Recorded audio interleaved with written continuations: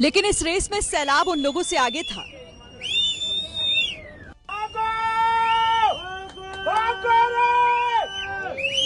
जमीन से कई फीट ऊंचा बहाव पहाड़ को चीरता हुआ इन बिल्डिंग से टकराने लगा।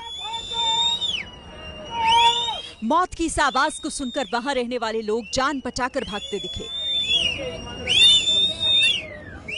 कुछ लोग दौड़ लगा रहे थे तो कुछ अपनी गाड़ी लेकर सैलाब से बचकर भागे।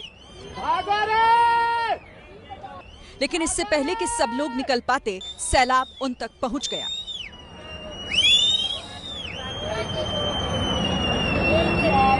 मिट्टी, पेड़, पत्थरों से भरे पानी ने जान बचाकर भाग रहे दर्जनों लोगों को खामोश कर दिया।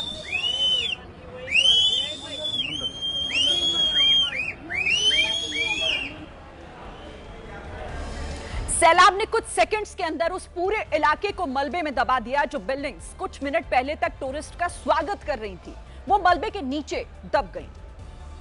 क्या होगा? एक से ज्यादा मंजिलों की बिल्डिंग मलबे के बीच दबी दिखी।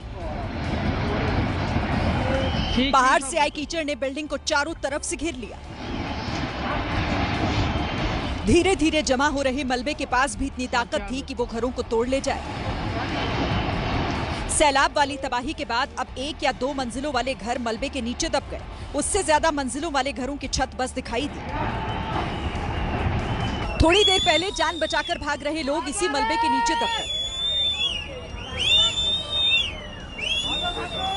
सैलाब के आगे बेबस उत्तराखंड का धराली गांव अब से कुछ घंटे पहले तक मलबे से पटा पड़ा था। इसी कीचड़ के नीचे कई जिंदगी खत्म हो गई। इस मलबे में दबे 50 से ज्यादा लोगों की तलाश के लिए सेना से लेकर एनडीआरएफ, एसडीआरएफ ने मिलकर रेस्क्यू चलाया। सब मिलकर मलबे में फंसे लोगों को निकालने में लगे रहे। उत्तरकाशी में पानी की तेज धार अपने साथ सब कुछ बहाती जा रही थी। सैलाब में कई लोग दबे हुए हैं। राहत और बचाव का काम जारी है। एनडीआरएफ, एसडीआरएफ और सेना की कई टीमें लोगों की मदद करने में जुटी हैं। अब तक 4 लोगों की मौत की पुष्टि हो चुकी है। बताया जा रहा है कि इस कुदरती तबाही से अब तक 50 से ज्यादा लोग लापता हैं। वहां मंजर ऐसा था कि लोग चीख रहे थे और सैलाब नीचे घरों को तोड़ता जा रहा था। पहाड़ों से बहकर आए सैलाब ने एक एक कर कई लोगों को बेघर कर दिया। घर के अंदर से वीडियो रिकॉर्ड कर रहे लोगों ने अपनी आंखों के सामने मौत का तांडव देखा।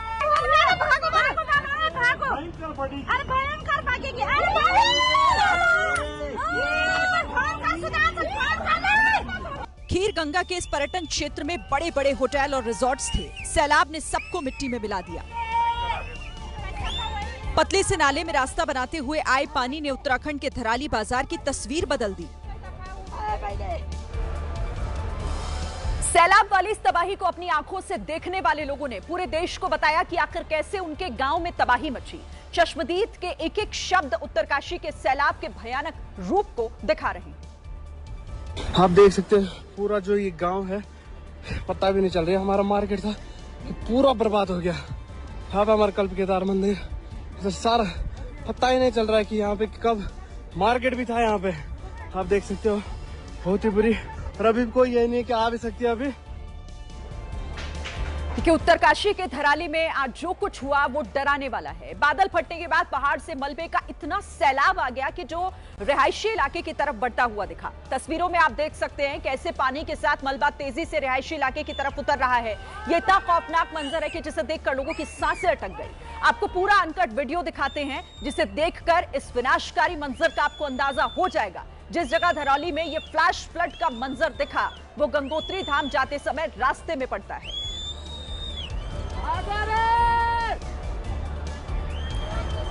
तो आप सोचिए ऊपर किस तरीके से ये सैलाब, ये मलबा नीचे की तरफ आ रहा था। नीचे के लोगों को अंदाजा भी नहीं था कि उनकी तरफ इस तरीके से बहुत तेजी के साथ तबाही बढ़ती जा रही है। ये दूर खड़े लोगों ने अपने मोबाइल कैमरों में रिकॉर्ड किया। सीटी बजाकर वो ये भी कोशिश कर रहे थे कि लोगों को आगाह करें, उन्हें बताएं कि उनके करीब खतरा बढ़ रहा है। पानी का बहाव इतना तेज था कि उसके सामने जो कुछ भी आ रहा था उसे तहस नहस कर दिया गया। देखिए कैसे जब सैलाब आया तो वो अपने साथ सब कुछ बहा कर ले गया। देखिए 1 घर, 2 घर, 3 घर, एक एक करके दर्जनों घर, दुकान, होटल और रेस्टोरेंट सैलाब की चपेट में आ गए। पानी के साथ आए मलबे की ताकत के आगे यहां बने तमाम घर जो है वो उजड़ गए। तस्वीरें आपके सामने हैं, 25 से ज्यादा घर तबाह हो गए। जो नीचे दुकानें थी वहां पर लोग भी थे बाहर घूमते फिरते, तस्वीरों में दूर से देखे भी जा सकते थे। इस तबाही से पहले जब ये मलबा उनके पास पहुंचा, उससे पहले वो नीचे बेखौफ अंदाज में वहां पर घूमते फिरते लोग दिखाई दे रहे थे। कई दुकानें नीचे थी, कई पर्यटक थे, बहुत सारे घर थे। 25 से ज्यादा घर तबाह हुए हैं और वो साफ इन तस्वीरों के जरिए दिख भी रहा था। ये ऐसा मंजर था कि किसी ने भी देखा उसके रोंगटे खड़े हो गए, उसकी सांसें अटक गई। सब कुछ अपने साथ ये किस तरीके से मलबा अपने साथ बहा कर ले जा रहा है। आप जरा इन तस्वीरों को एक बार फिर से देखिए। ऊपर पहाड़ से उतरता हुआ ये सैलाब, जब बादल ऊपर फटा तो कैसे तबाही नीचे बढ़ती चली गई और घर तिनकों की तरह जो यहाँ पर घर आपको दिखाई दे रहे हैं, पूरा का पूरा जो ये गांव यहाँ पर बसा हुआ है, जिसमें कई घर बताए जा रहे हैं, लोग भी उनमें रहते हैं। अब यहाँ कितना बड़ा नुकसान हुआ है आप जरा इन तस्वीरों से ही अंदाजा लगा सकते हैं। बादल फटने के बाद ये तबाही, ये मंजर, ये खौफनाक मंजर, ये सबसे बड़ी खबर है आज की जो उत्तराखंड के उत्तरकाशी से सामने आई, जहां पर ये दुखद हादसा हुआ बादल फटने की वजह से। और प्रकृति ने एक बार फिर दिखा दिया कि उसके आगे कोई टिक नहीं सकता।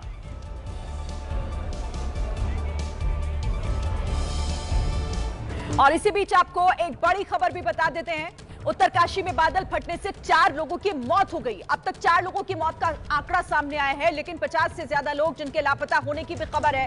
करीब 50 घर बताया जा रहा है कि सैलाब में बह गए, जो सैलाब के रास्ते में आए। तो उत्तरकाशी में ये अब तक का अपडेट है, जिसमें 4 लोगों की मौत हो चुकी है, 50 से ज्यादा लोगों के लापता होने की भी पुष्टि हुई है और 50 घर जो इस सैलाब में बह गए हैं, करीब 50 घर। ये आंकड़ा भी देखिए आगे बढ़ भी सकता है क्योंकि अभी रेस्क्यू ऑपरेशन वहां पर चलाया जा रहा है। 20 लोगों का रेस्क्यू किया गया है। अभी वहां पर ये तबाही कितनी बड़ी है इसके लिए इंतजार करना होगा। और देखिए अब जैसे जैसे जानकारी निकल कर आ रही है वो यही बता रही है कि वहां पर ये हादसा जो है वो कई लोगों की जान भी ले चुका है। 4 लोगों की मौत की पुष्टि अब तक हुई है। कई लोगों के घर इस सैलाब में बह गए, इसकी चपेट में आ गए। तिनकों की तरह कैसे देखिए जरा इन घरों को सैलाब अपने साथ बहाकर ले जा रहा है। तस्वीरें आपके सामने।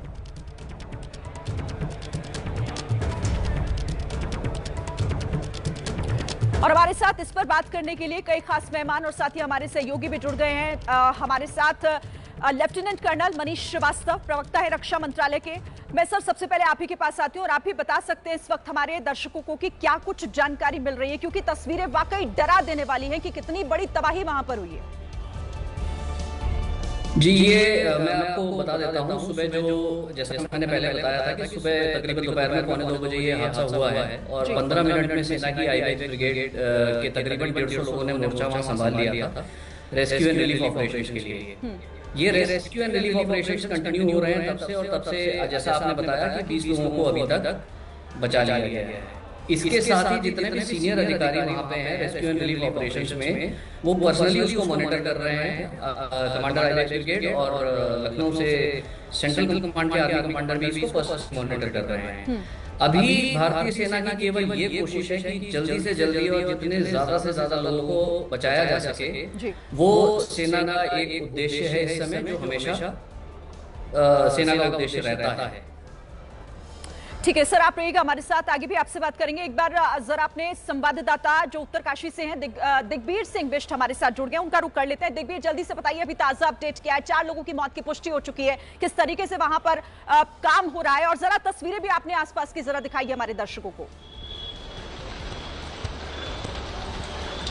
जी, आपको बताऊं उत्तरकाशी के हालात बदतर हो रहे हैं। लगभग 2 दिन से लगातार बारिश हो रही है। बारिश के बाद मैं आपको ठीक पीछे का हालात दिखाते हैं। जनपद मुख्यालय का जो है इस तरह से लगातार बारिश हो रही है लगातार 2 दिन से, और जो बादल फटा है लगभग आपको बता दूं कि जो खीरगंगा है, खीरगंगा ने उफान मचाया, जिसमें 50 से 60 लोगों की हताहत होने की सूचना है। लेकिन अभी प्रशासनिक तौर पर कोई पुष्टि नहीं हुई। सिर्फ 4 लोगों की मौत की पुष्टि की है। उसके बाद मैं आपको बता दूं हरसिल में आर्मी कैंप के बीचों बीच बहने वाला नाला, उसमें भी बादल फटा है, जिसमें 8 से 10 आर्मी के जवानों की बहने की सूचना है। वहीं सुकी टॉप के पाली तरफ भी बादल फटा है। तो कहीं न कहीं जो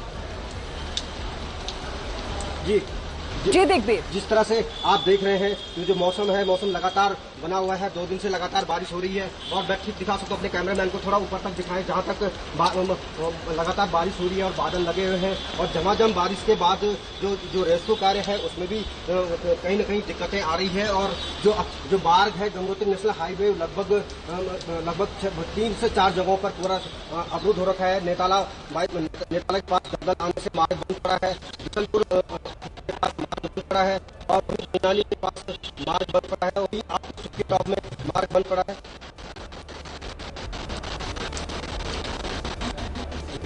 जी आप देखिए उत्तरकाशी के हालात है, जो जिस तरह से आप देख रहे हैं कि लगातार बारिश कहीं न कहीं जो एक मुसीबत आई हुई है। तो तस्वीरें हम दिखा रहे हैं, हमारे संवाददाता वहां मौजूद हैं उत्तरकाशी में। देखिए वहां मौसम भी कितना खराब है और जैसा कि बताया जा रहा है कि अभी वहां पर सबसे पहले कोशिश यही है कि जो लोग फंसे हुए हैं, जो लोग दबे हुए हैं, उन्हें निकाल लिया जाए और उसके बाद वहां पर कोशिश यही की जाएगी कि जल्द से जल्द जो जिन्हें राहत चाहिए उन्हें वो राहत मिल सके। देखिए बादल फटने के बाद जब सैलाब आया उस दौरान सड़क पर कई लोग मौजूद थे। आपको हम तस्वीरें दिखाते हैं। जान बचाने के लिए लोगों ने तुरंत वहां से दौड़ लगाई और डरे सहमे लोग भाग रहे हैं। जिंदगी बचाने की जद्दोजहद है। एक कार भी तेजी से वहां से भागती हुई दिखी, लेकिन फ्लैश फ्लड ने सब कुछ तबाह कर दिया। अभी तक की खबर के मुताबिक अचानक आए मलबे से इस सैलाब में 50 से ज्यादा लोग ऐसे हैं जिनके बारे में कोई अता पता नहीं है, वो लापता हो गए हैं। आशंका है कि इन लोगों को बाढ़ अपने साथ बहाकर कहीं ले ना गई हो। हालांकि यह आंकड़ा अभी और बढ़ सकता है। कितना नुकसान हुआ है इसकी अभी तक आधिकारिक जानकारी नहीं मिल पा रही है, लेकिन इतना तय है कि तबाही तो यहां पर भयानक हुई है, जिसका असर हम देख भी रहे हैं लगातार तस्वीरों में।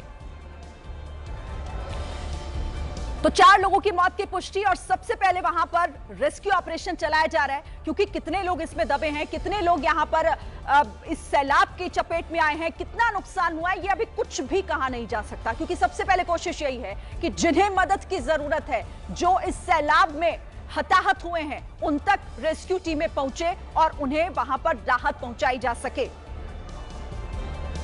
देखिए पानी आया और कुछ ही मिनटों के अंदर सब कुछ तबाह कर दिया। तस्वीरें आपको दिखाते हैं। लग्जरी गाड़ियां यहां वहां कबाड़ की तरह उल्टी पड़ी हैं।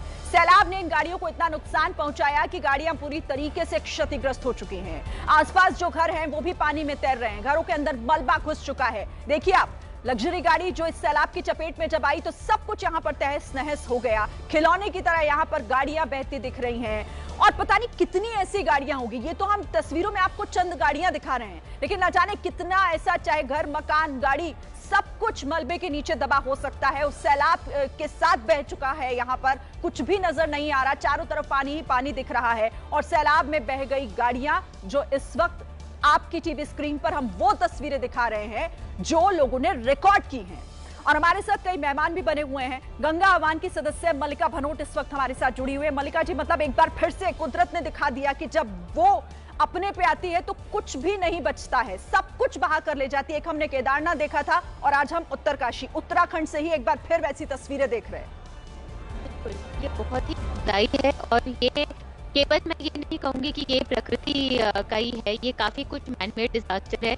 प्रकृति का एक नेचुरल इवेंट है क्लाउड बर्स्ट, उसको आपदा बनाने में आदमियों का ही ज्यादा उस पे इंटरवेंशन हुआ है, जिसके कारण ये अनरेगुलेटेड कंस्ट्रक्शन जो हम आज में भी देख रहे हैं धराली में, जो गार्ड गदेरों के पास 3-3 मंजिला इन लोगों ने खड़ी कर रखी हैं बिल्डिंग्स। आप मुझे बताइए कोई औचित्य है उसका? फ्लड जोनेशन नहीं है, गार्ड गदेरों में फ्लड जोनेशन करना जरूरी है। कहाँ पर कितना कंस्ट्रक्शन होना है और कैसे होना है, और ये तो भागीरथी इको सेंसिटिव जोन है। मैं आपको बता दूं कि ये केवल एकमात्र ऐसी 100 किलोमीटर गंगा है हमारे पूरे देश में, जो हमारी राष्ट्रीय नदी है गंगा, जहाँ पे गंगा नदी नैसर्गिक प्रवाह पर है, अपने ओरिजिनल प्रवाह पर है। और यहाँ पे जितनी भी उसके गार्ड गदेरे हैं उसको कंजर्व करने के लिए भागीरथी ESZ नोटिफिकेशन 2012 में दिया गया था। ये एनवायरमेंट प्रोटेक्शन एक्ट के अंतर्गत हमारे पास एक लॉ है और उस लॉ में ये सभी तरीके का कंस्ट्रक्शन इलीगल है, पर ये फिर भी हो रहा है क्योंकि हम कुछ भी इम्प्लीमेंट। बड़ा सवाल आप उठा रही हैं यहाँ पर, ये मैन मेड डिजास्टर जो है ये क्यों बार बार होने दिया जाता है और क्यों हम इस तरह की तस्वीरें देखते हैं? हम इस पर आगे भी बात करेंगे, आप रहिएगा हमारे साथ। लेकिन हम तस्वीरें लगातार अपने दर्शकों को दिखा रहे हैं।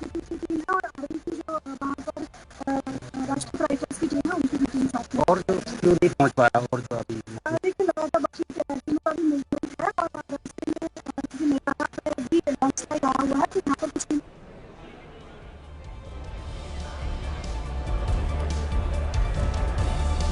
तो ये एसपी की तरफ से जानकारी दी जा रही थी। देखिए वहां पर किस तरीके से अब ये तबाही है और उसे कैसे अब वहां पर रेस्क्यू चलाया जा रहा है। ये बहुत बड़ी चुनौती है और ये चुनौतियां देखने को भी मिल रही हैं।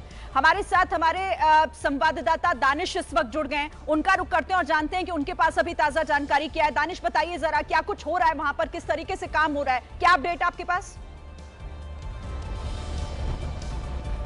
देखिए, आपको बता दूं कि इस वक्त उत्तरकाशी के आसपास पूरे इलाके में इस वक्त तेज बारिश है, तो चलाने में काफी दिक्कतों का सामना करना पड़ रहा है। स्थानीय प्रशासन के साथ एनडीआरएफ, एसडीआरएफ और आईटीबीपी साथ ही सेना के जवान लगातार रेस्क्यू में लगे हुए। अब तक लगभग 2 दर्जन से ज्यादा लोगों को वहां से निकाल दिया गया है और लगातार लोगों को निकालना जारी है। लेकिन सबसे बड़ी परेशानी अगर रेस्क्यू में कोई बन रहा है तो वो है मौसम।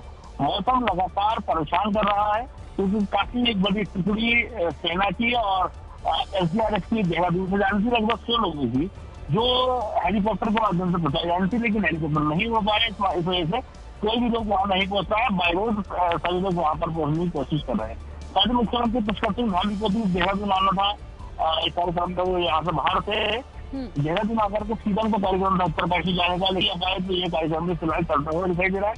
सबसे बड़ी परेशानी प्रशासन के लिए ये है कि शाम होने से पहले जो लोग फंसे हुए हैं किसी तरीके से वहां से निकालकर सुरक्षित स्थान पर पहुंचाते हैं, लेकिन मौसम फिलहाल स्थानीय प्रशासन का या कहेंगे जिला प्रशासन का साथ नहीं दे रहा है।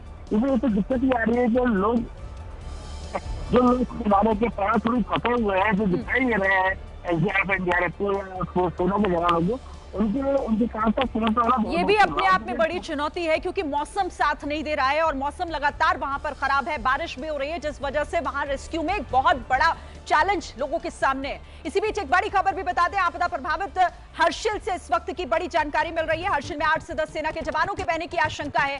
हर्षिल में आर्मी कैंप के पास नाले में बह गई गाड़ियां, तेल गाड़ियों के साथ 8 से 10 जवानों के बहने की खबर। तो एक और दुखद खबर जो हर्षिल से आ रही है। आपदा प्रभावित इलाका है हर्षिल, 8 से 10 सेना के जवानों के भी बहने की आशंका जताई जा रही है क्योंकि आर्मी कैंप के पास नाले में गाड़ियां बह गई। ये तेल वाली गाड़ियां थी और इनके साथ 8 से 10 जवानों के बह जाने की खबर मिल रही है। तो बड़ा नुकसान और दुखद घटना इस हर्षिल इलाके में भी। उत्तरकाशी में जो कुछ हुआ, हर्षिल भी वो इलाका है जहां पर वो आपदा प्रभावित इलाका, और यहां सेना की गाड़ियां बहने की खबर है। तेल गाड़ियों के साथ 8 से 10 जवान भी थे और इनके भी उस सैलाब में, उस आपदा में यहां पर बह जाने की खबर मिल रही है। आशंका इस बात को लेकर आर्मी कैंप के पास जो नाला है वहां पर जिस तरीके से तेज बहाव आगे बढ़ा, उसी में ये तेल की गाड़ियां उसकी चपेट में आ गई। आपदा प्रभावित हर्षिल से बड़ी जानकारी मिल रही है। इस पूरे मामले पर अनिल बलूनी का क्या कहना है, एक बार सुन लेते हैं। हमारी राज्य सरकार पूरी तरीके से परिस्थिति पे वहाँ नज़र रखे है। वहाँ प्रशासन पहुँच गया है, एनडीआरएफ, एसडीआरएफ भी वहाँ मूव कर दी गई है। जिस तरह की वहाँ मौसम की स्थिति है वो बड़ी प्रतिकूल परिस्थितियाँ हैं। उन परिस्थितियों में अभी आकलन किया जा रहा है कि कितना नुकसान हुआ है और हम भगवान बद्री विशाल से ये कामना करते हैं कि कम से कम जनहानि हो, कम से कम लोगों का नुकसान हो। जो भी वहाँ रेस्क्यू ऑपरेशन है वो तेज़ी से चलाया जा रहा है। देखिए वहाँ पर अभी मौसम बहुत ख़राब है और लेकिन रेस्क्यू ऑपरेशन बहुत तेज़ी के साथ चलाया जा रहा है। हमारे वहाँ पर जितने जिला के अधिकारी हैं वो भी सब पहुँच गए हैं। मुख्यमंत्री जी से भी उस बारे में चर्चा हुई है, उन्होंने भी वहाँ नज़र रखे हुए। मुझको लगता है कि बहुत जल्दी सारी परिस्थिति को कंट्रोल करके और अधिक से अधिक लोगों को बचाया जा सके, इसकी हम लोग वहाँ प्रयास कर रहे हैं। इसी बीच एक और बड़ी खबर, उत्तरकाशी के सभी स्कूल कल बंद रहेंगे। कक्षा 1 से 12 तक के सभी स्कूलों को बंद रखा जाएगा। तो इस आपदा के बाद, इस सैलाब के बाद इस वक्त का ये बड़ा अपडेट उत्तरकाशी के लिए, जहां पर सभी स्कूलों को बंद रखने का प्रशासन ने एहतियातन फैसला लिया है क्योंकि जिस तरीके के हालात इस वक्त उत्तरकाशी में बने हुए हैं इस बड़ी प्राकृतिक आपदा के बाद, अब वहां स्कूलों को बंद रखने का फैसला एहतियातन प्रशासन ने लिया है। तो बड़ी खबर, बड़ी जानकारी उत्तरकाशी से, जहां पर आज ये आपदा, जो मुसीबत, बड़ा संकट लोगों के लिए। अच्छा, हमारे साथ संवाददाता अतुल चौहान इस वक्त जुड़ गए हैं। अतुल, अब आप हमें बताइए सबसे पहले क्या जानकारी मिल रही है, क्या कुछ इस वक्त वहां पर रेस्क्यू ऑपरेशन किस तरीके से चलाया जा रहा है, अपडेट ताजा। देखिए, जो देहरादून का राज्य आपातकालीन केंद्र है वहाँ पे घटना के बाद से लगातार जो है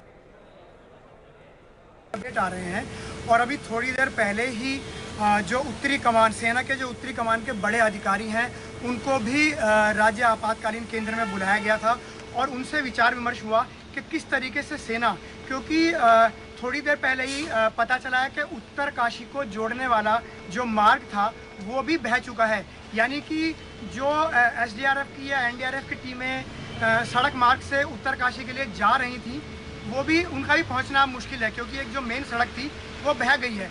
और पिछले 2 दिनों से लगातार जो है पूरे उत्तराखंड के अंदर भारी बारिश हो रही है। अभी भी देहरादून के अंदर लगातार बारिश बनी हुई है, उत्तर काशी में लगातार बारिश बनी हुई है और उत्तर काशी से लेकर देहरादून का जो रास्ता है वहां पर लगातार बिल्कुल जैसे कोई जानकारी आपको मिलेगी अतुल हमारे दर्शकों को जरूर बताइएगा, नजर आप बनाकर रखिए। लेकिन अब जरा हम दर्शकों को 2 बड़ी तस्वीरें दिखा दें और सबसे पहले आप इस वाली तस्वीर को देखिए। ये उस आपदा से ठीक पहले की तस्वीर, किस तरीके से देखिए पहाड़ से ऊपर से आता है मलबा नीचे की तरफ और यहाँ पर जो घर मौजूद है आपको दिख भी रहा होगा।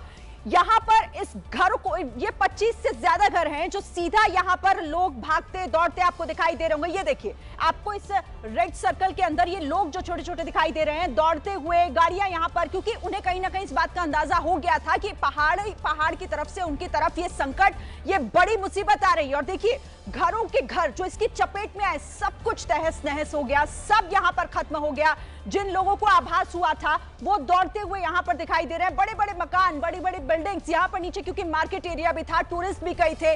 अब यहाँ कौन किसके चपेट में आए ये कहा भी नहीं जा सकता, सब कुछ तबाह हो गया। जो इन तस्वीरों में दिखाई दे रहा है ये उस वक्त की तस्वीरें हैं जिस वक्त यहाँ पर ये आपदा आई थी, ये तबाही आई थी।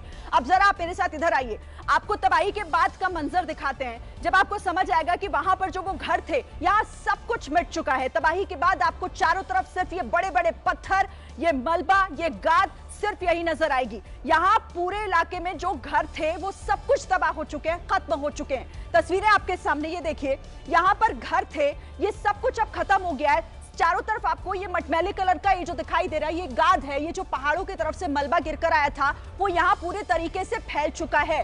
अब यहाँ पर कुछ भी नहीं है और 4 लोगों की मौत की पुष्टि अभी तक हुई है। हालांकि अभी कहना मुश्किल होगा कि ये आंकड़ा आगे कहां तक जाएगा। तो दोनों तस्वीरें आपने देखी किस तरीके से तबाही हुई और उस तबाही के बाद यहाँ सब कुछ तबाह हो चुका है। ये देखिए, ये 1-2 नीचे दुकानें जरूर आपको दिख रही हैं, किस्मत इनकी अच्छी थी कि ये बच गए, लेकिन सब कुछ आसपास का इलाका पूरा सफेद आपको इसलिए नजर आ रहा है। अब एक और तस्वीर देखिए, मलबे से फंसा हुआ आदमी, ये देखिए कितनी मशक्कत, कितनी कोशिश कर रहा है ये निकलने की, क्योंकि वो गाद इसके ऊपर पूरी तरीके से फंस गया था ये, और उसके बाद वो इस इलाके से भागता हुआ निकलता हुआ साफ दिखाई दे रहा है। मलबे में कई लोग इस इलाके में, यहाँ पर कुछ और भी लोग दबे होंगे जो शायद निकल नहीं पाए होंगे, लेकिन इस युवक ने यहाँ पर मेहनत की, मशक्कत की और किसी तरीके से ये यहाँ से निकलकर आगे की तरफ भागता हुआ दिखाई दे रहा है।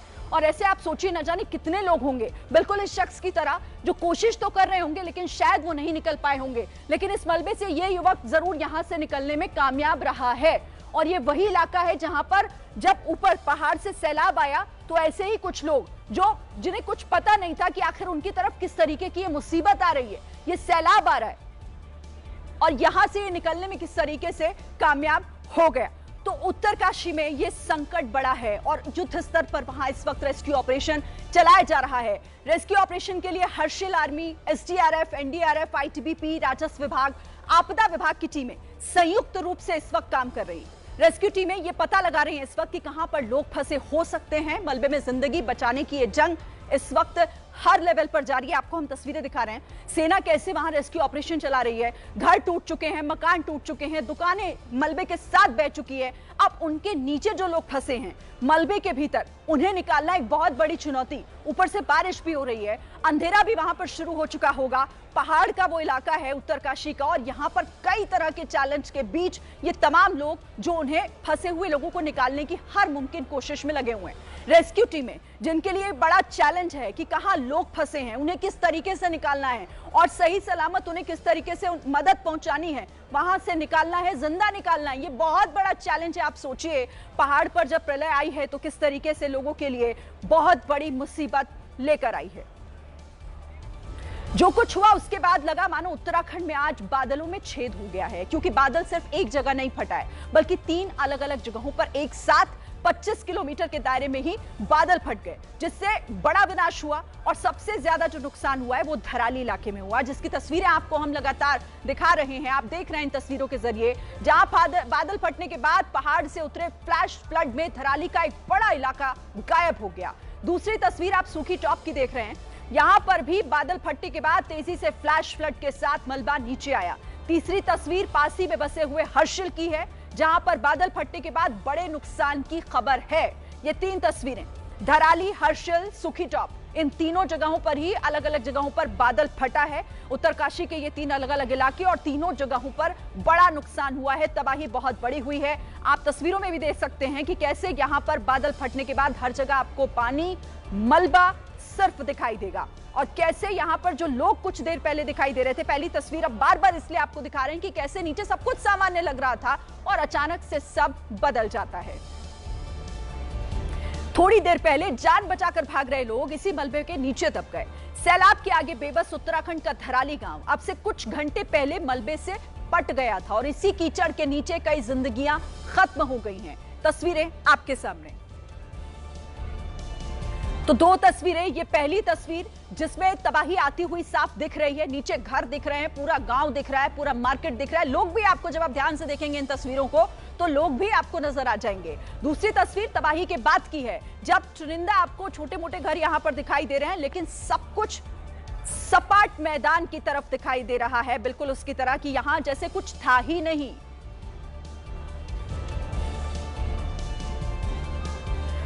और इस वक्त हमारे साथ नवीन भटनागर, डिजास्टर मैनेजमेंट एक्सपर्ट, हमारे साथ जुड़े हुए हैं। नवीन जी, तस्वीरें आप भी लगातार देख रहे होंगे, ये बहुत दुखद हम सबके लिए आज का दिन है, लेकिन आप मुझे ये बताइए कि किस तरीके के चैलेंज वहां पर होंगे, किस तरह से इस रेस्क्यू ऑपरेशन को वहां पर किया जा रहा होगा? देखिए, आसान नहीं है यहाँ पर रेस्क्यू करना, क्योंकि ये जो फ्लैश फ्लड हुआ है इसमें बोल्डर्स और मिट्टी बहुत ज्यादा आई है। अच्छा, ये पहाड़ों की मिट्टी चिकनी होती है और बहुत सी एरिया में दलदल हो गया है। अब चिकनी मिट्टी में पैर जमा के जाना, जाके लोगों को रेस्क्यू करके लाना खुद हम लोगों के लिए बहुत बड़ा चैलेंज होता है और हम लोग भी उसमें गिर जाते, चोटें लग जाती हैं। लेकिन हमारे पास और बहुत से इक्विपमेंट हैं, जैसे हमारे पास लाइफ लोकेटर है, उसकी मदद से हमें पता लग जाता है कि हमारी जो टारगेट एरिया है, जहाँ पर हमारा जो कोई बॉडी या कोई आदमी फंसा हुआ है, मलबे में फंसा है, तो हमें पता लग जाता है कि कहाँ पर है और हम वहाँ जाकर उसको निकाल सकते हैं। इसके अलावा हमारे पास स्नीपर डॉग्स हैं, जिनकी मदद से हम वहाँ पहुँच जाते हैं। इसके अलावा आर्मी है और ITBP है और आपका SDRF है, ये लोग भी हमारी मदद कर रहे हैं। लेकिन इसके अलावा और सबसे बड़ी प्रॉब्लम ये है वहाँ कि अभी वो रुका नहीं है फ्लैश फ्लड, वो आ ही रहा है और उसके अंदर जो है रेस्क्यू बड़ा दिक्कत होती है। लेकिन हम लोग क्योंकि ट्रेंड है, इस बात के आदी हैं, तो हम लोग अपना चेन बना के हम उसको रेस्क्यू करके ले आते हैं। यहाँ पर क्या होता है, कई बार हम जितना जल्दी करके निकालेंगे उतना ही हमारा सक्सेस रेट होगा, लोगों को बचा पाएंगे। लेकिन इसमें कई बार क्या होता है कि जो लोग डैमेज में फंस जाते हैं तो उनको एयर पॉकेट मिल जाती है, तो वो उनको जिंदा बचा सकते हैं, बाकी बॉडी फ्लैट में होती है। लेकिन एयर पॉकेट मिलने से वो बचा लेते हैं, तो वो हमारा लाइफ लोकेटर हमें बता देता है। तो ये हमारे लिए प्लस पॉइंट है। तो हम लोग ज्यादा से ज्यादा लोगों को बचा रहे हैं और बचाएंगे। लेकिन यही सबसे बड़ी कोशिश वहां पर हो रही है कि पहले वहां लोगों को किसी तरीके से बचा लिया जाए, क्योंकि बहुत ऐसे लोग होंगे जो न जाने कहां मलबे में फंसे हुए इंतजार कर रहे होंगे कि मदद किसी तरीके से उन तक पहुंचे। अच्छा, हम कुछ और तस्वीरें दिखा रहे हैं, यहाँ पर प्रशासन लोगों को अलर्ट कर रहा है, या सुरक्षित स्थानों पर चले जाएं।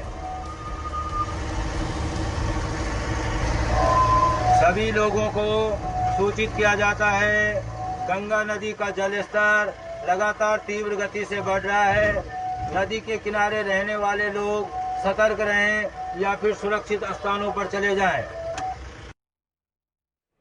तो देखिए, लोगों को बाकायदा यहाँ लाउडस्पीकर के जरिए अलर्ट किया जा रहा है कि जो सुरक्षित जगहों पर जाएं। अगर उनको जरा भी आभास हो रहा है कि उनके आसपास किसी भी तरीके का कोई खतरा हो सकता है तो वो फौरन उस जगह से निकलें और सुरक्षित जगहों पर जाएं। और देखिए, एहतियातन उत्तरकाशी में स्कूलों को भी बंद कर लिया गया है। तो कई ऐसे कदम कि अगर आगे आने वाले समय में कुछ ऐसा होता है या फिर और ज्यादा अगर स्थिति बिगड़ती है तो कम से कम नुकसान हो, और लोगों की इसमें सहभागिता बहुत जरूरी है। उनकी भी एक अपनी जिम्मेदारी यहां पर बनती है। और लगातार देखिए, तस्वीरें हमें बता रही हैं कि कैसे ये मैन मेड डिजास्टर, जिसे हम कह रहे हैं लगातार कि आखिर क्यों प्रकृति बार बार अपना रौद्र रूप दिखाती है। पहाड़ों से बहकर आए सैलाब कर दी।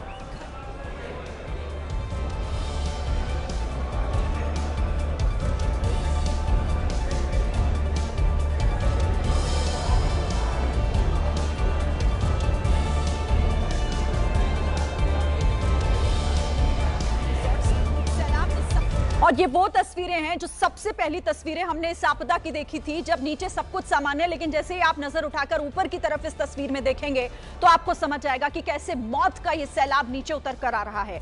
और इसी बीच इन तस्वीरों में एक गौर करने वाली बात, आपको लोगों की आवाज भी सुनाई दे रही होगी, जिसमें वो सीटियां बजाते हुए लोगों को आगाह करते हुए सुनाई पड़ रहे हैं।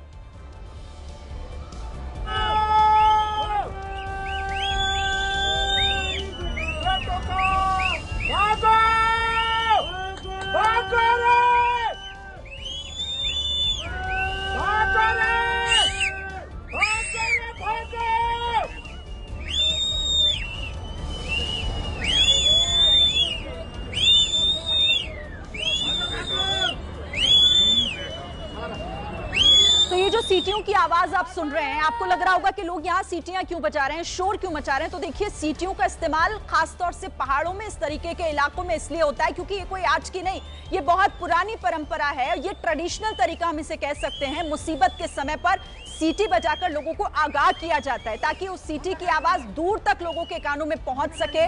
पहाड़ों में वैसे भी आवाज गूंजती है और अगर उन तक पहुंच रही है तो वो लोग समझ जाएंगे कि उन तक कोई खतरा आ रहा है और इसीलिए उन्हें सीटी के जरिए आगाह किया जा रहा है।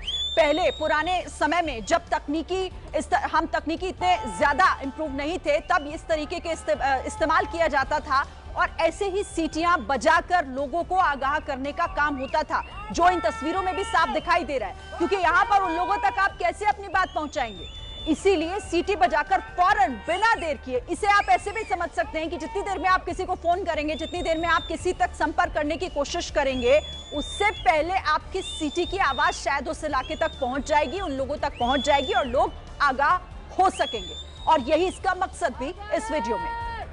मल्लिका जी, एक बार फिर मैं आपके पास आती हूँ और जो आपने कहा वो बहुत महत्वपूर्ण था कि हम बार बार, प्रकृति हमें एक तरीके से अलार्म हमारे लिए देती है, लगातार हमें अलर्ट भी करती है। ना तो हम सीख रहे हैं पुरानी घटनाओं से, और देखिए आज हम फिर उसी दहलीज पर खड़े हैं कि इतना बड़ा नुकसान, इतनी बड़ी घटना हमारे सामने उत्तरकाशी से आई है।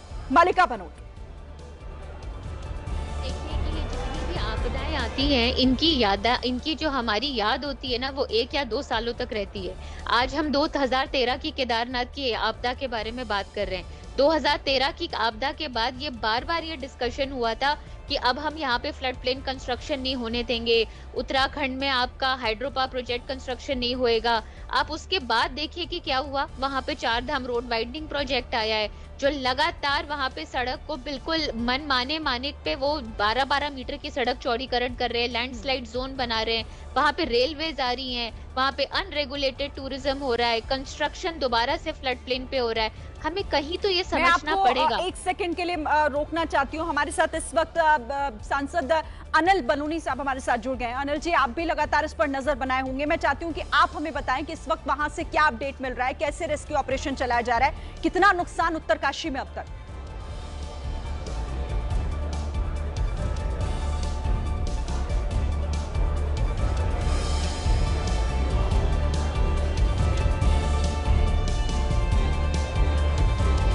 अनिल जी, आपको मेरी आवाज मिल रही है?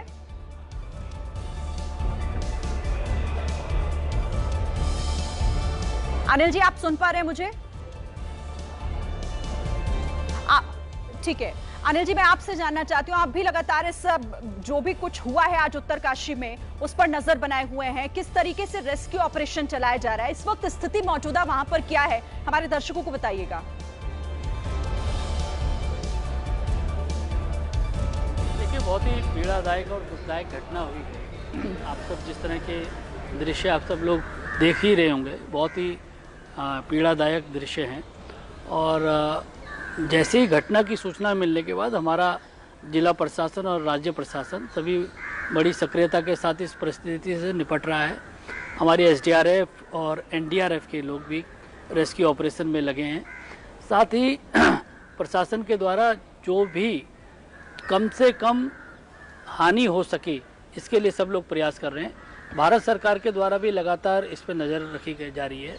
अभी कुछ समय पूर्व ही हम लोग गढ़वाल के सांसद महारानी राजलक्ष्मी शाह जी, त्रिवेंद्र सिंह रावत जी और मैं गृह मंत्री जी से हम लोगों ने मुलाकात भी की थी। गृह मंत्री जी द्वारा भी बताया गया है कि भारत सरकार के द्वारा बड़ी शक्ति के साथ रेस्क्यू ऑपरेशन में मदद की जा रही है। 2 चिनूक हेलीकॉप्टर जो कि चंडीगढ़ में स्टैंड बाय रखे गए हैं।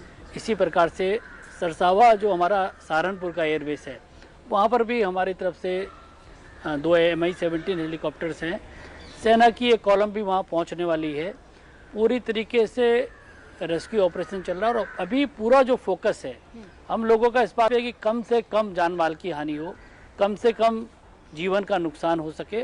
पूरी ताकत के साथ उसको अभियान को चलाया जा रहा है और हम भगवान बद्री विशाल से यही कामना करते हैं कि कम से कम नुकसान हो।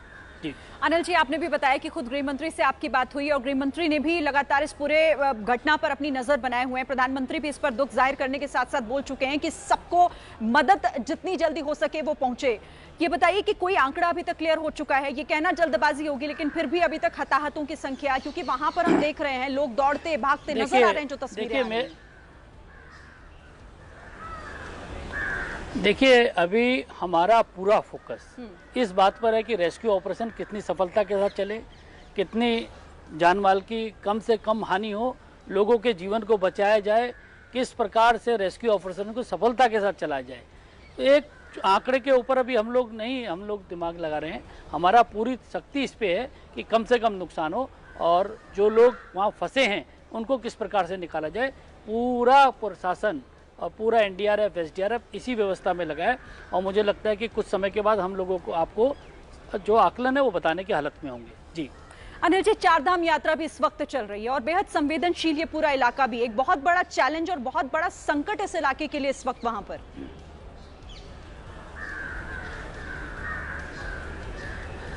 देखिए, आप लोग जानते हैं कि हमारे यहाँ जो उत्तराखंड का जो इलाका है वो बड़ा संवेदनशील इलाका है और ख़ास तौर से बरसात के समय पर, मानसून के टाइम पे, अतिवृष्टि के समय पर इस तरह की समस्या आती हैं। और हम लोगों ने पिछले काफ़ी समय में ये अपना जो डिजास्टर मैनेजमेंट का काम है उसको बहुत ही अच्छे तरीके से करना शुरू किया है और आने वाले समय में इसको और अच्छा करने की हम लोगों का प्रयास है। लेकिन इस वक्त देखिए, इस सब चर्चा से हटके हम केवल ये चाहते हैं कि किस प्रकार से रेस्क्यू ऑपरेशन को और फोर्स के साथ चलाएं और वहाँ जितनी आसपास जो चीज़ों को मोबिलाइज किया जा सकता है वो किया जाए। हमने जो भारतीय जनता पार्टी के हमारे आसपास कार्यकर्ता हैं उन सब से भी आग्रह किया है कि वो भी रेस्क्यू ऑपरेशन में लगे। हमारे पार्टी के कार्यकर्ता भी वहाँ पहुँच गए हैं और लगातार लोगों को मदद पहुँचाने की प्रयास किया जा रहा है। जी, ये चुनौती अनिल जी इसलिए भी बढ़ी है, आप जैसा खुद भी कह रहे हैं कि बड़ा चैलेंज है और कोशिश है सबसे पहले कि लोगों तक मदद पहुंचे, क्योंकि इस इलाके में 3 अलग अलग जगहों पर, हर्षिल में भी बादल फटने की खबर है, सुखी टॉप में भी बादल फटा है, वहां पर भी नुकसान हुआ है। देखिए, मैंने कहा ना कि पहाड़ों में इस वक्त अतिवृष्टि हो रही है और बहुत मानसून सक्रिय है, बहुत ज़्यादा पानी पड़ रहा है और ऐसे में जगह जगह इस तरह की समस्या आ रही है। और हम लोग बस भगवान से यही कामना करते हैं कि इस चुनौती के समय से हम लोग ठीक से निकलें और जो नुकसान को कम से कम, जितना बहुमूल्य जीवन है उसको हम लोग बचा सके वहाँ पर, यही हम लोगों का प्रयास भी है। अभी मौसम वहां पर बड़ा चैलेंज है, मौसम भी खराब है और इसलिए रेस्क्यू में भी दिक्कत आ रही है। क्या एहतियातन ऐसा भी कोई कदम उठाया जा रहा है कि आसपास के जो इलाके हैं इन पहाड़ी इलाकों से और जहां पर ये संकट आया है उन लोगों को सुरक्षित जगहों पर शिफ्ट किया जाए या जाएगा आने वाले दिनों में? देखिए, जो मौके पर हमारा जिला प्रशासन और एसडीआरएफ एनडीआरएफ है वो सारी तरह की एहतियात ले रही है। अभी कहीं और इस तरह का क्लाउड बस्ट की घटना ना हो, इसलिए लोगों को वहाँ पर तुरंत समझाया भी जा रहा है और लोगों को जो नदी नाले हैं, जो इस तरह के इलाके हैं जहाँ पर ऐसी घटना हो सकती है, उससे थोड़ा सा दूर रहने के लिए भी कहा जा रहा है। तो जो भी जितने भी एहतियात के कदम है वो सब उठाए जा रहे हैं। मुझे ऐसा लगता है कि इस वक्त जो रेस्क्यू ऑपरेशन है वो किसी भी प्रकार से अधिक सफलता के साथ हम लोग बहुमूल्य जीवन को बचाएं। इस वक्त सारा फोकस इस पे है, कम से कम जान माल की हानि हो, कम से कम नुकसान हो, इसके लिए पूरा का पूरा प्रशासनिक अमला लगा हुआ है। अनिल जी, और ऐसे में मेरा एक आखिरी सवाल आपसे कि लोग भी क्योंकि वहां पर पहुंचते हैं, बड़ी संख्या में पर्यटक भी वहां पर पहुंचते हैं, तो आप उन लोगों से भी कुछ कहना चाहेंगे? चारधाम यात्रा भी चल रही है, क्योंकि सबका सहयोग बहुत जरूरी है इस मुश्किल घड़ी में। देखिए, चारधाम यात्रा में जितने यात्री हैं और इस इलाके में जितने यात्री इस वक्त यात्रा कर रहे हैं, हमारा सबसे यह आग्रह है कि जो हमारा स्थानीय प्रशासन है उसके द्वारा जो भी एडवाइजरी दी जा रही है, जो भी उनको सुझाव दिए जा रहे हैं, कृपया करके उसका सख्ती से पालन करें। अगर प्रशासन के द्वारा कहा जाता है कि इस वक्त यात्रा ना करें, इस इलाके में ना करें, तो उसका पालन करें। इसमें इस वक्त इन जो भी प्रशासन की हमारी सुझाव है उसका कृपया करके सारे यात्री पालन करें, तो सब लोग सुरक्षित रह पाएंगे। शुक्रिया, बहुत बहुत शुक्रिया आपका अनिल बलूनी हमसे बात करने के लिए। तो देखिए, जिस तरीके से ये संकट की घड़ी है और सबको इसमें एहतियात बरतना होगा, प्रशासन की तरफ से जो जो कहा जा रहा है उसे सुनना होगा, चाहे वो स्थानीय लोग हैं या फिर जो टूरिस्ट हैं, जो पर्यटक हैं, जो वहां पर पहुंचे हैं, क्योंकि उत्तरकाशी में ये बड़ा संकट है और इस संकट में वहां फंसे हुए लोगों को निकालने के लिए अलग अलग लेवल पर वहां रेस्क्यू ऑपरेशन भी चलाए जा रहे हैं। देखिए, बादल फटने से तबाही खीर गंगा गांव पूरी तरीके से बह गया है। एनडीआरएफ हो गई, एसडीआरएफ, जिसकी टीमें लगातार राहत बचाव कार्य में जुटी हुई हैं। अनिल बलूनी भी बता रहे थे कि कैसे वहां पर कई अलग अलग टीमों को यह जिम्मेदारी सौंपी गई है कि जो फंसे हैं उन्हें निकाला जाए। रेस्क्यू के लिए सेना को भी उतार दिया गया है मैदान में। लापता लोग जिन्हें ढूंढने की कोशिश यहां युद्ध स्तर पर जारी है। तो खीर गंगा गांव जो दिखाई दे रहा था उस तस्वीर में, वो पूरा गांव इस आपदा में, इस सैलाब में बह चुका है और अब जहां तहां लोग फंसे हुए हैं जो इंतजार कर रहे होंगे कि किसी तरीके से उन तक मदद पहुंचे। और रेस्क्यू टीम की भी यही कोशिश है कि जल्द से जल्द, प्राथमिकता यही है कि फंसे हुए लोगों को सुरक्षित निकाला जा सके, उन्हें वो राहत पहुंचाई जा सके। और ये तस्वीरें उसी रेस्क्यू ऑपरेशन की हैं जो अलग अलग आप देख रहे हैं, चाहे सेना के जवान हो इस रेस्क्यू ऑपरेशन में लगे हुए हैं, चाहे अलग अलग जो एसडीआरएफ और एनडीआरएफ की टीमें हैं। और यहाँ युद्ध स्तर पर ये कोशिश, ये आपदा प्रभावित इलाके में एक एक अगर कोई भी वहां पर मदद के लिए इंतजार कर रहा है तो ये टीम उन तक पहुंचे, उन्हें वहां से निकाले। और साथ ही स्थानीय लोगों से भी अपील की जा रही है कि आप सुरक्षित जगहों पर रहें, नदी नालों से इस वक्त दूरी बनाकर रहें। देखिए, उत्तरकाशी के धराली में जो कुछ हुआ है वो डराने वाला है। हम आपको तस्वीरें दिखा रहे हैं। ये 4 तस्वीरों के जरिए आप इस पूरे घटनाक्रम को, इस पूरी आपदा को आप समझ पाएंगे। पहली तस्वीर ऊपर है, तबाही का सैलाब। दूसरी तस्वीर में आप साफ देख सकते हैं जान बचाते हुए कैसे दिखे लोग। जब ये तबाही का सैलाब ऊपर से आया तो ये देखिए, इन घरों में लोग होंगे, इन मकानों में, दुकानों में लोग मौजूद होंगे, सब देखिए। आप इस लाल घेरे के अंदर देखिए कैसे लोग भागते हुए साफ यहां पर दिखाई दे रहे हैं। आप इसके साथ ही यहां पर 2 तस्वीरें मेरे नीचे और हैं जो आप इस वक्त देख रहे हैं। तस्वीर नंबर 3 है ये, और यहां देखिए जब ऊपर से सैलाब इन मकानों के ऊपर आया तो धुआं धुआं हो गया सब कुछ। ये ईंट पत्थर के मकान कैसे मलबे के रूप में तब्दील होकर आगे की तरफ बहने लग गए। अब चौथी तस्वीर, जब यहां पर तबाही आ चुकी थी तो उसके बाद आप देखिए पूरा मैदान लग रहा है। यहां पर जो पहले पहाड़ों के ऊपर जो मकान बने हुए थे, जो दुकानें बनी हुई थी, लोग इधर उधर घूम रहे थे, फिर रहे थे, सब कुछ तबाह हो गया। और ये 4 तस्वीरें तबाही से पहले से लेकर तबाही के बाद तक की पूरी स्थिति आपको बयां कर रही है कि कैसे यहां सब कुछ तबाह हो चुका है। अब इधर कुछ और तस्वीरें आप देख लीजिए। ये 6 तस्वीरें हैं जो आपको बताएंगी कि आज उत्तरकाशी में क्या हुआ, कैसे ये आज सबसे दुखद तस्वीरें हैं। तस्वीर नंबर 1, जब ऊपर की तरफ से देखिए नदी की शक्ल में ये कैसे बहाव ऊपर की तरफ से आ रहा था। यहाँ सब कुछ ठीक था, सब कुछ नॉर्मल आपको दिखाई देगा, लेकिन ऊपर ये बहुत तेजी के साथ सैलाब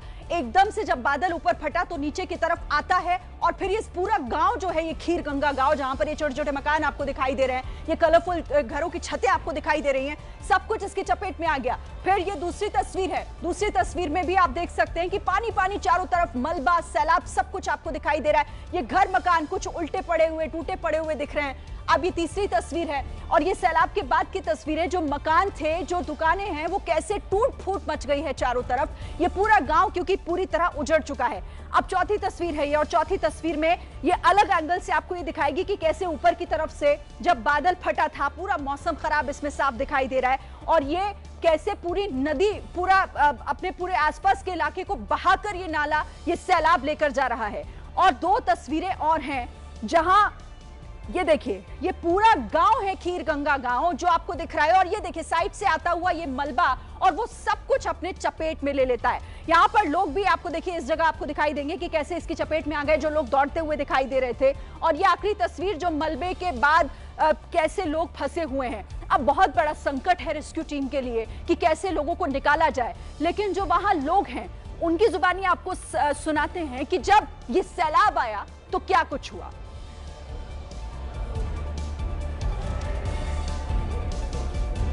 था कि पूरा बर्बाद हो गया। यहाँ पे हमारा कल्प केदार मंदिर, इधर सारा पता ही नहीं चल रहा है कि यहाँ पे कब मार्केट भी था। यहाँ पे आप देख सकते हो, बहुत ही बुरी। और अभी कोई ये नहीं है कि आ भी सकती है अभी। तो जो शख्स बता रहा है, जो शख्स वो रिकॉर्ड कर रहा है, उसकी खुद की सांसें फूल रही थी, क्योंकि इस मंजर को जिसने भी देखा उसकी सांसें अटक गई, क्योंकि किसी ने सोचा नहीं था कि आज सुबह कुछ इस तरीके का मंजर वो देखेंगे, वो तबाही देखेंगे जो उन्होंने अपनी आंखों के सामने देखी। उन्होंने कोशिश की कि लोगों को आगाह किया जा सके, लेकिन क्योंकि चंद सेकंड्स, ये जो उत्तराखंड में आज महातबाही आई, ये चंद सेकंड्स की तबाही थी और किसी को संभलने का मौका नहीं मिला।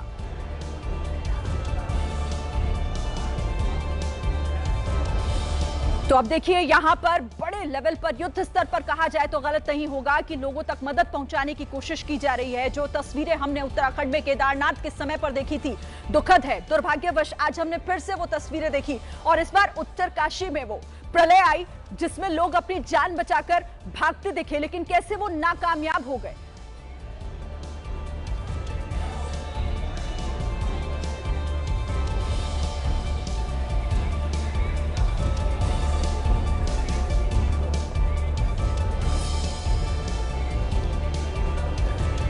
और इस वक्त हमारे साथ उत्तराखंड के पूर्व सीएम त्रिवेंद्र सिंह रावत हमारे साथ जुड़ गए, उनसे बात करते हैं। रावत जी, स्वागत है आपका एबीपी न्यूज पर। लेकिन दुखद है आज उत्तराखंड के लिए, जिस तरीके की तबाही आई है, मैं चाहूंगी आपके पास भी जानकारी आ रही होगी, आपको इंफॉर्मेशन मिल रही होगी कि इस वक्त उत्तरकाशी में क्या कुछ हुआ है, बताइएगा हमारे दर्शकों को।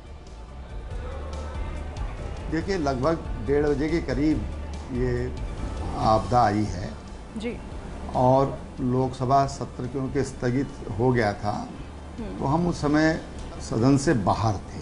तो लगभग 1:35 के करीब 5-7 मिनट बाद ही इसकी जो जानकारी हमको हुई, और फिर मैंने वहाँ जो हमारे स्थानीय कार्यकर्ता हैं उससे उसके संबंध में बातचीत की कि क्या हालात है, क्या वहाँ पर क्या मदद की जा सकती है। और फिर उसके बाद मैंने जो आपदा प्रबंधन के हमारे सेक्रेटरी हैं विनोद सुमन, उनसे मैंने तत्काल बातचीत की, और मैंने कहा भाई वहाँ पर इस तरह की आपदा है, आपकी जानकारी में सब चीज़ें आ गई होंगी, और वहाँ पर तुरंत जो हमारी SDRF है उसको भेजने की आवश्यकता है। तो उन्होंने मुझे बताया कि उसको अलर्ट कर दिया गया है, उनको वहाँ पर भेजने के लिए कह दिया गया है। लेकिन जहाँ पर एक घटना घटित हुई, ये सीमांत गांव है हमारे उत्तराखंड का, लगभग हरसिल से 3 किलोमीटर आगे जी, और यहाँ पर थोड़ा ITBP भी यहाँ पर रहती है, और उससे आगे हमारा जो भैरव घाटी है उसके आगे वो क्षेत्र लग जाता है जहाँ किसी तरह का कोई सिविल पॉपुलेशन नहीं है। हरसिल में सेना हमारी है, तो वहाँ तत्काल नज़दीक भी थी, 3 किलोमीटर की डिस्टेंस है, तो सेना वहाँ पर मदद के लिए पहुँची है, SDRF वहाँ पहुँच गई है। और अभी शाम को हम माननीय गृह मंत्री जी को मिले, और हम उसमें वहाँ की जो क्षेत्रीय सांसद हैं माला राज्य लक्ष्मी शाह जी, गढ़वाल के हमारे सांसद हैं अनिल बलोनी जी, और मैं स्वयं माननीय गृह मंत्री जी से हम लोग मिले। और उन्होंने जब हम माननीय गृह मंत्री जी से मिले तो तब तक वो पूरी जानकारी वहाँ की ले चुके थे। उन्होंने हमको आश्वस्त किया कि जिस तरह की भी आवश्यकता होगी भारत सरकार पीछे नहीं हटेगी और एनडीआरएफ, आईटीबीपी, सेना और एसडीआरएफ सबको वहाँ पर भेज दिया गया है। 2 चिनूक हेलीकॉप्टर चंडीगढ़ में स्टैंड बाई रखे गए हैं। 2 MI-17 stand by Sarsawa Saharanpur जिला वहाँ पर रखे गए हैं ताकि जैसे ही मौका मिलेगा, मौसम थोड़ा ठीक होगा तो वहाँ के लिए वो आवश्यकता पड़ने पर प्रस्थान करेंगे। राहत बचाव कार्य वहाँ पर चल रहे हैं और जिस तरह के विजुअल्स आप सब दिखा भी रहे हैं, मैं समझता हूँ कि काफ़ी हृदय विदारक हैं। काफ़ी जो लोग देख रहे हैं, कभी ऐसा डर लगता है कि देखने वाला ना सदमे में आ जाए, जिस तरह के वहाँ के हालात हैं। लेकिन संयोग से आज जहाँ पर ये आपदा आई उसके पास ही वहाँ पर एक मेला लगता है, तो गांव के लोग काफ़ी बड़ी संख्या में उस मेले में भी गए हुए थे। और जो वहाँ पर आईटीबीपी के कैंप हैं, आईटीबीपी के जवान भी उस समय अपने कैंप से बाहर ड्यूटी पर निकले हुए थे। यात्रा सीजन नहीं होने की वजह से टूरिस्ट भी काफ़ी कम था और इसलिए जो आपदा का जो दायरा है, जो जनहानि का जो दायरा है, अगर ये सब नहीं होता तो शायद ये दायरा बढ़ जाता। आप त्रिवेंद्र जी, आपने कहा कि हर्षिल इलाका जहां पर, क्योंकि वहां सेना का कैंप है तो जाहिर है वहां पर पहले वो जवान पहुंच गए, लेकिन खबर ऐसी भी मिल रही है कि हर्षिल में सेना की कुछ गाड़ियों को नुकसान पहुंचा है, उसमें कुछ जवान भी थे। ऐसी जानकारी मिल रही है कि वो भी शायद, इस बात की आशंका जताई जा रही है कि शायद वो भी सैलाब के साथ बह गए। नहीं, देखिए, हर्षिल में इस तरह की कोई आपदा नहीं है। ये हर्षिल से 3 किलोमीटर आगे गंगोत्री की तरफ है। मैंने कहा कि सीमांत गांव है ये। ओके जी। वहाँ पर आईटीबीपी के जवान तैनात थे वहाँ पर, वो उनके कैंप से वहाँ पर धराली गांव में। और अभी तक जो जानकारी है कि जवान उस समय अपनी गश्त पर थे, गश्त पर थे, वो अपना सीमाओं का अवलोकन करने के लिए गए हुए थे। अभी आईटीबीपी जवानों के हाथाहाथ होने की कोई ऐसी खबर नहीं है। देखिए, अभी इस थोड़ा सा इन सारी सूचनाओं में, क्योंकि थोड़ा समय लगेगा, क्योंकि जिस तरह का सैलाब था वहाँ पर बताने वाले जो रिकॉर्ड हैं होटल्स में वहाँ पर, वो उससे कुछ पता चल पाएगा। या फिर जब ये लोग जो मेले में गए हुए हैं तो जब वो घर पहुँचेंगे तो तब ये सारी चीज़ें उनसे ही इकट्ठी की जा सकती हैं। फिलहाल सरकार का ध्यान राहत पहुँचाने पर है। जिनको मेडिकेशन की ज़रूरत है उनको उन सुविधाओं को देने का ये प्राथमिकता है, और जो लोग बेघर हो गए उनके लिए रहने की व्यवस्था, उनके खाने की व्यवस्था और उनको ट्रॉमा से बाहर निकालने की व्यवस्था, इस पर सरकार का फोकस है। बहुत शुक्रिया आपका त्रिवेंद्र जी, हमारे साथ जुड़ने के लिए और ये तमाम जानकारी हमारे दर्शकों से शेयर करने के लिए। तो जैसा कि लगातार देखिए, वहां रेस्क्यू ऑपरेशन सबसे पहले प्राथमिकता यही है कि लोग जो फंसे हैं उन तक राहत पहुंचे, उन्हें किसी भी तरीके से बचाया जाए, और अगर वो गंभीर घायल हैं तो उन्हें फौरन राहत पहुंचाई जाए, क्योंकि अभी भी कई ऐसे हाथ हैं जो मदद का इंतजार कर रहे होंगे। आपने देखा तस्वीरों में कि कैसे वो गाद से भरे हुए पूरे इलाके और वहां लोग फंसे हुए, वो ऐसी तस्वीरें हैं जो किसी को भी अंदर तक झकझोर कर रख देंगी। चारों तरफ सिर्फ मलबा दिखाई दे रहा है। जहां पहले खीर गंगा पूरा गांव हुआ करता था, और 1 या 2 नहीं बल्कि पूरे 3 अलग अलग जगहों पर आज बादल फटने की ये घटना हुई है। ये बड़ा संकट उत्तराखंड पर एक बार फिर से टूट पड़ा आज, ये महातबाही जिसमें बड़ा नुकसान हुआ है। अच्छा, उत्तरकाशी में हुई महातबाही पर एक और बड़ी खबर इस वक्त आपको बता दें हम। बचाव में आधुनिक उपकरणों का इस्तेमाल किया जा रहा है। जो रेस्क्यू ऑपरेशन चलाया जा रहा है उसमें आधुनिक उपकरणों की मदद ली जा रही है। एसडीआरएफ की 30 टीमें राहत बचाव 10 टीमें माफ कीजिएगा राहत बचाव कार्य में जुटी हुई हैं। विक्टिम लोकेटिंग कैमरे, इनका इस्तेमाल किया जा रहा है और इनके जरिए लोगों को ढूंढा जा रहा है जो जहां तहां फंसे हुए हैं। विक्टिम लोकेटिंग कैमरों के जरिए लोगों को ढूंढने का काम यहां पर टीम कर रही है। मलबे में दबे हुए लोगों की तलाश तेज हो गई है। युद्ध स्तर पर यह रेस्क्यू चलाया जा रहा है, मलबा हटाने के लिए इन मशीनों का इस्तेमाल किया जा रहा है, तो आधुनिक उपकरणों के जरिए, ताकि जल्द से जल्द इस आपदा में फंसे हुए लोगों को बाहर निकाला जाए, उन्हें ढूंढा जा सके। इन मशीनों के जरिए ये आधुनिक उपकरण जिनके जरिए जल्द से जल्द लोगों तक पहुंचाया जा सकता है। अच्छा, एक और जानकारी आपको दे दूं कि थर्मल इमेजिंग मशीनों का भी इंतजार, कैमरों का भी यहां पर इंतजाम किया गया है, ताकि लोगों को जल्द से जल्द ढूंढा जा सके। जो मलबे में फंसे हुए हैं उनके लिए ये आधुनिक उपकरण है जिनके जरिए जल्दी से ढूंढा जा सकेगा लोगों को, रेस्क्यू ऑपरेशन में तेजी लाई जा सकेगी। बेसिकली इसकी जल्द से जल्द लोगों को ढूंढा जा सके, कोशिश यही हो रही है, और इन तमाम उपकरणों के जरिए लोगों को ढूंढने का काम किया जा रहा है।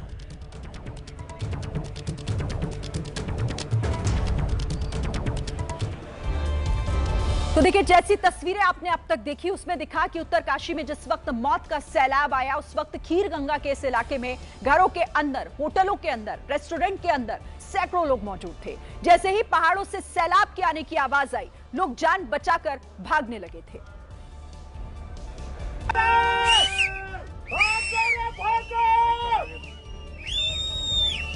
लेकिन इस रेस में सैलाब उन लोगों से आगे था।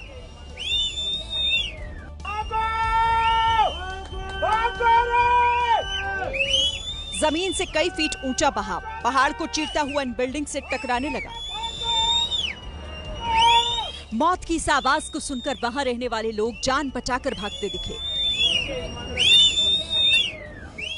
कुछ लोग दौड़ लगा रहे थे तो कुछ अपनी गाड़ी लेकर सैलाब से बचकर भागे। लेकिन इससे पहले कि सब लोग निकल पाते, सैलाब उन तक पहुंच गया।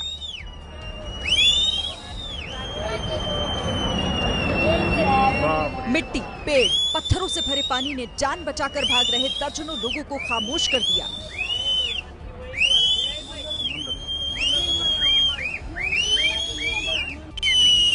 वहां मंजर ऐसा था कि लोग चीख रहे थे और सैलाब नीचे घरों को तोड़ता जा रहा था। पहाड़ों से बहकर आए सैलाब ने एक एक कर कई लोगों को बेघर कर दिया। घर के अंदर से वीडियो रिकॉर्ड कर रहे लोगों ने अपनी आंखों के सामने मौत का तांडव देखा।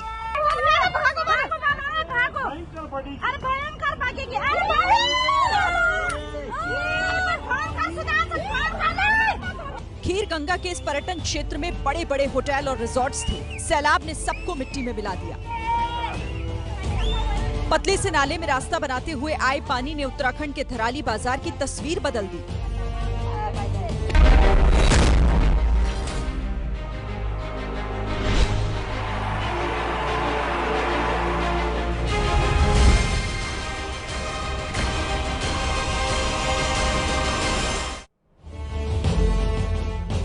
नमस्कार, मैं हूं संदीप चौधरी। आज सीधा सवाल में मैं आपको कुछ ऐसी तस्वीरें दिखाने वाला हूं, विचलित करेंगी आपको ये तस्वीरें। पहले से ही आगाह कर रहा हूं, जो उम्रदराज लोग हैं, बुजुर्ग हैं और बच्चे, आप ना देखें ये तस्वीरें। पर देश को देखनी होंगी, व्यवस्था को देखनी होंगी, सरकार को देखनी होंगी और आपको, मुझको देखनी होंगी, क्योंकि ये तस्वीरें दिखा रही हैं किस तरह से खंड खंड उत्तराखंड प्रकृति दे रही है दंड। मैं ऐसा क्यों कह रहा हूं ये तो पहले बताऊं, उससे पहले ये तस्वीरें देखिए। धराली की तस्वीरें हैं।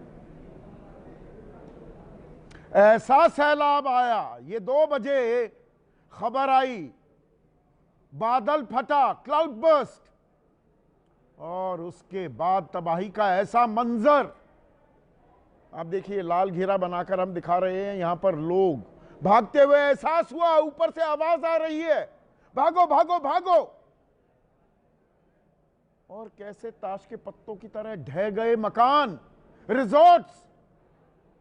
ये वो इलाका है धराली, अहम एक पॉइंट है जब आप गंगोत्री जा रहे होते हैं, श्रद्धालु जाते हैं, सैलानी जाते हैं, पर्यटक, सब कुछ स्वाहा। 30 सेकंड लगे, मात्र 30 सेकंड। अब आप में से कुछ लोग ये भी कह सकते हैं कि भाई प्रकृति का कहर है, कुदरत के सामने हम क्या करें। जैसा कल उत्तर प्रदेश के उप मुख्यमंत्री केशव प्रसाद मौर्य कहते पाए गए थे कि बाढ़ आ गई तो हम क्या करें। अब ये सैलाब आ गया तो सरकार क्या करे। आप में से कुछ लोग ऐसा कह सकते हैं, पर यह बादल क्यों फटा? और एक बादल नहीं फटा, दरअसल 3 बादल फटे 3 जगह। धराली ही नहीं, हर्षिल,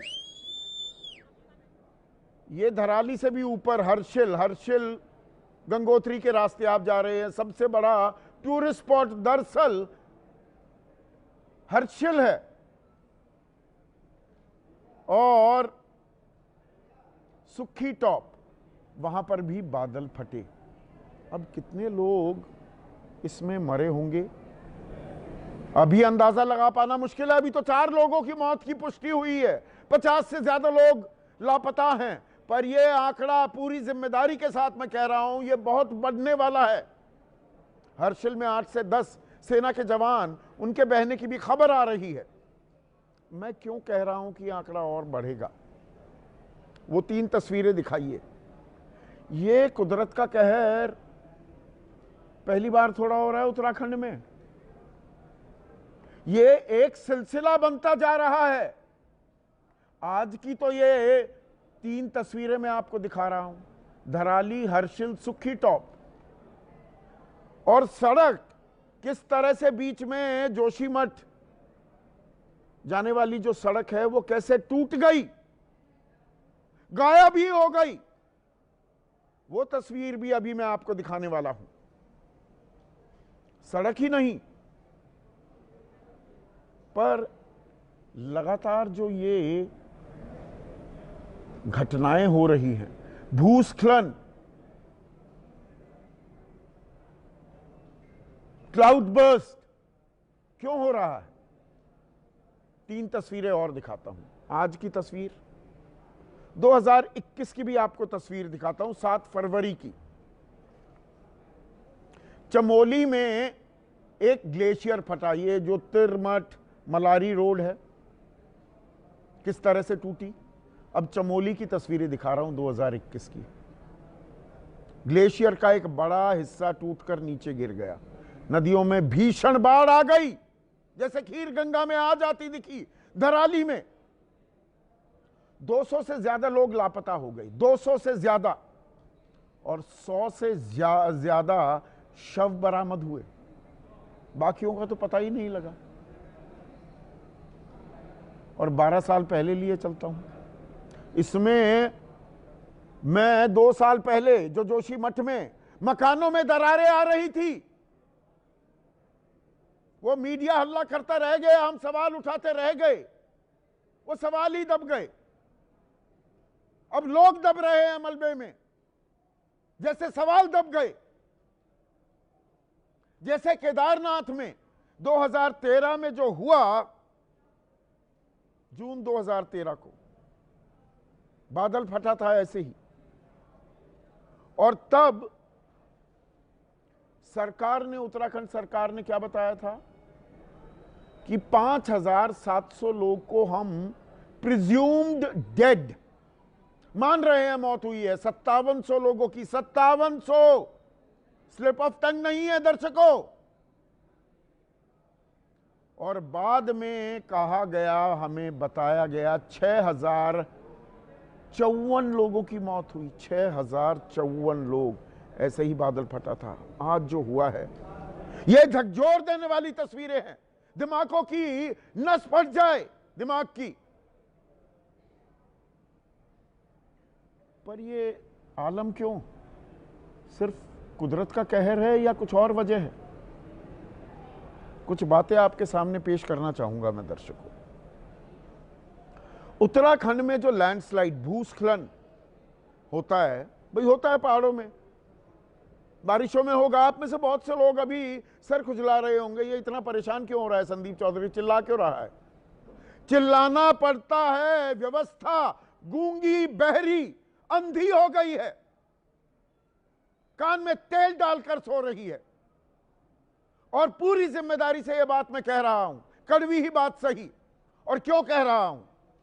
2018 में दर्शकों उत्तराखंड में 216 लैंडस्लाइड हुई, हो जाती हैं भाई पहाड़ों में। 2019 में 254, आंकड़ों पर गौर कीजिएगा। 2020 में 328, थोड़ा सा बढ़ जाता है। 2021 में 354, 2022 में फिर गिरा 245, मतलब 250 के करीब एक रेगुलर आंकड़ा था। 2023 में 2 साल पहले 1100 भूस्खलन लैंडस्लाइड, यकायक आंकड़ा 4.5 गुना 5 गुना बढ़ता दिखाई दे रहा है। और 2024 बीते साल 1813, 7.5 गुना। ऐसा क्यों हुआ भाई? कुदरत की इतनी नाराजगी क्यों, इतना गुस्सा क्यों, इतना क्रोध क्यों, ये दंड क्यों? क्या इसकी वजह यह है कि ये अंधी दौड़ विकास की, छवि चमकाने की, बड़े बड़े इश्तिहार लगाने की, जी सड़कें बना रहे हैं पहाड़ों में, कच्चे पहाड़ हैं ये। एक्सपर्ट्स बताते बताते थक गए, सुप्रीम कोर्ट ने एक्सपर्ट्स की कमेटी बनाई, वो लगातार कहते रहे ये अंधी दौड़ ना करो, इस तरह से सड़कें ना बनाओ, इतने बांध ना बनाओ, ऐसे इजाजत ना दो कि बिल्कुल नदी किनारे बन रहे हैं रिजॉर्ट्स, रेस्टोरेंट। थम जाओ, रुक जाओ। नहीं सुनी गई। ये विकास की जो विनाश लीला है उसका एक आंकड़ा आपको बताता हूं। साल 2000 में 8000 किलोमीटर की सड़क थी कुल मिलाकर उत्तराखंड में, 8000 किलोमीटर। 2025 में हो गई है 40,000 किलोमीटर।